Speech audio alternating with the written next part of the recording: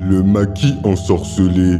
Les faits qui vont suivre m'ont été rapportés par un de mes abonnés qui souhaite rester anonyme. Voici son témoignage. Ayant grandi en voyant mon père réussir longtemps dans ses affaires grâce à son travail acharné, je pensais que c'était la clé du succès. Après sa mort, j'ai repris le maquis qu'il tenait dans notre quartier.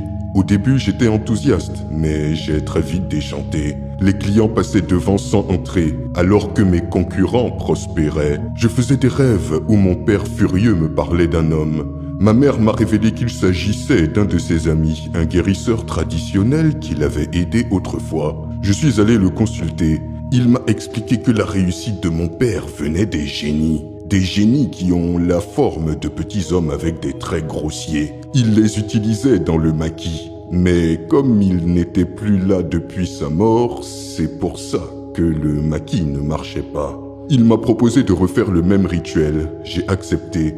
Après cela, le maquis s'est rempli jour et nuit. J'ai été protégé des descentes de police et j'ai commencé à gagner beaucoup d'argent. Mais ces génies exigeaient du sang.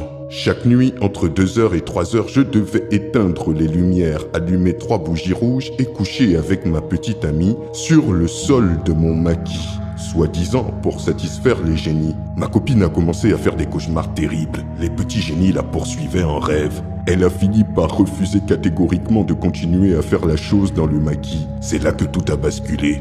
Le maquis est devenu un lieu de violence extrême.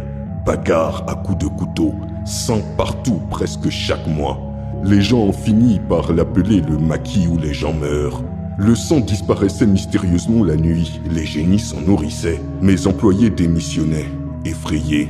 J'ai vécu dans la peur constante, hanté chez moi la nuit. Ma mère m'a suggéré de louer le maquis. Aujourd'hui, il est géré par quelqu'un d'autre. J'ai essayé de changer de vie avec une autre petite entreprise, mais je sens encore parfois la présence des génies. Voici mon témoignage. Quel témoignage sidérant. Dites-moi ce que vous en pensez dans les commentaires et je vous dis à très bientôt pour une nouvelle vidéo.